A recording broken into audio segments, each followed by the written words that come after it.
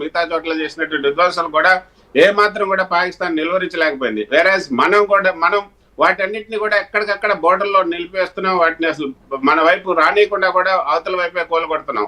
So అటువంటి పరిస్థితుల్లో మన రక్షణ వ్యవస్థకు సంబంధించినటువంటి ఒక ధీటుగా ఎదుర్కోవడమే కాకుండా మళ్ళీ పాకిస్తాన్ వైపుమైన రావల్పిండిలో ఏదైతే నూర్ఖాన్ వైమానిక స్థావరం అనేది ఇంపార్టెంట్, తర్వాత పాకిస్తాన్ ఎయిర్ ఫోర్స్ కు సంబంధించిన రఫీకి వైమానిక స్థావరం కూడా చాలా ముఖ్యమైనది. ఇది షోర్కోట్ లో ఉంది.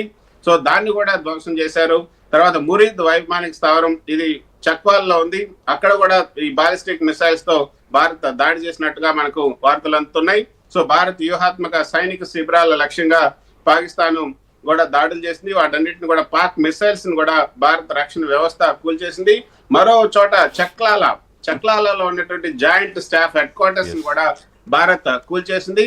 అయితే ఈ యొక్క విధ్వంసం తర్వాత మళ్ళీ 2 జెట్ ఫైటర్లని భారత్ వైపుకి పంపించింది పాకిస్తాన్, శ్రీనగర్ వైపు, ముఖ్యంగా శ్రీనగర్ లో విధ్వంసం సృష్టించడానికి. అక్కడ కూడా వాటిని చాలా పకడ్బందీగా వాటిని ముందుగానే వాటిని ఛేదించగలిగారు, వాటిని నిర్వీర్యం చేయగలిగారు. సో పాకిస్తాన్ మాత్రం ఒక్క విషయం అర్థమవుతోంది కృష్ణ, చాలా స్పష్టంగా హడలెత్తిపోయింది పాకిస్తాన్. అయితే ఈ ఎయిర్ స్ట్రైక్స్ తోటి, ముఖ్యంగా మీరు అన్నట్టుగా నూర్ఖాన్ ఎయిర్ బేస్ మీద ఎప్పుడైతే అటాక్ జరిగిందో ఎయిర్ స్పేస్ మొత్తం క్లోజ్ చేసేసుకుంది. ఒక విమానానికి కూడా మా ఎయిర్ స్పేస్ లో మేము అనుమతించట్లేదు అని. ఒక చిన్న బ్రేక్ తీసుకుంటా కృష్ణ, దీనికి సంబంధించి అప్డేట్స్ మళ్ళీ మాట్లాడదాం. Short break. మనకి నష్టం జరిగించాయా లేదా, ఒకవేళ నష్టం వాటన్నిటిని కూడా తిప్పి కొట్టగలిగామా లేదా అనే వివరాలను కూడా ఇందులో ఈ యొక్క విలేకరుల మన వైపు జండు సింఘ గ్రామంలో డ్రోన్లను పేల్చేశాం. ఇంటి బయట నిద్రిస్తోన్న వ్యక్తిపై డ్రోన్ శకలాలు కూడా పడ్డాయి. ఇంకా ఎటువంటి నష్టం జరిగింది అనేది కూడా పూర్తి స్థాయిలో బయటికి రావాల్సిన పరిస్థితి. పాకిస్తాన్ బాలిస్టిక్ మిసైల్స్ కూల్చివేసిన భారత్, బాలిస్టిక్ క్షిపణులు మన మీద ప్రయోగిస్తే భారత్ పాక్ మీద బాలిస్టిక్ క్షిపణులు ప్రయోగించిందని ఆ దేశం ఒక ఫేక్ ప్రోపగాండా చెప్పే ప్రయత్నం చేస్తోంది. ఎప్పట్లాగే అబద్ధాలు చెప్పే అలవాటున్న పాకిస్తాన్. ఇక జమ్మూలో వరుసగా 2వ రోజు కూడా పాకిస్తాన్ దాడులకు తెగబడింది. జమ్మూ ఎయిమ్స్ సమీపంలో పాకిస్తాన్ డ్రోన్తో దాడి చేసింది. పంజాబ్లో పలు ప్రాంతాలపై పాక్ దాడులకు దిగింది.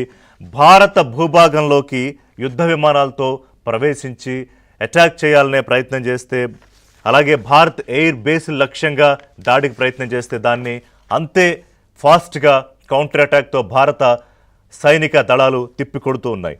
సరిగ్గా నిన్న అర్ధరాత్రి మరింత రెచ్చిపోయాయి పాక్ బలగాలు. నిన్న సుమారుగా 8-8:30 ప్రాంతం నుంచి దాడులకు తెగబడ్డాయి. ఎక్కడికక్కడ ఈ సరిహద్దు ప్రాంతాలు ఏవైతే ఉన్నాయో సుమారుగా నిన్న మనం అనుకున్నట్టు ఒక 2000 కిలోమీటర్లకు పైగా భారత్ పాక్ అంతర్జాతీయ సరిహద్దు దగ్గర భారతదేశం పూర్తి స్థాయిలో బ్లాక్అవుట్ ప్రకటించింది. ఎక్కడ ఎటువంటి లైట్లు కనిపించకుండా జాగ్రత్తలు తీసుకుంది.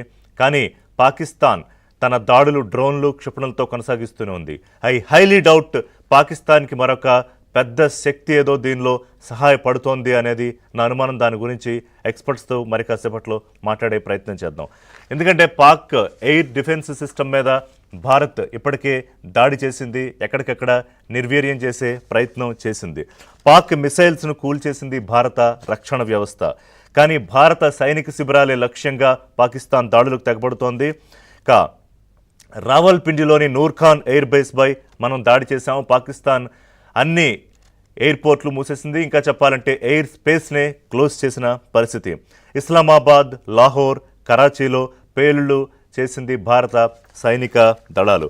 వరుసగా 3వ రోజు కూడా కాల్పులకు తెగబడి భారత పౌరులే లక్ష్యంగా మిసైల్ దాడులకు పాల్పడుతోంది పాకిస్తాన్. అలాగే డ్రోన్ దాడులకు పాల్పడుతుంటే ఎప్పటికప్పుడు తిప్పి కొడుతూ ఉన్నాము.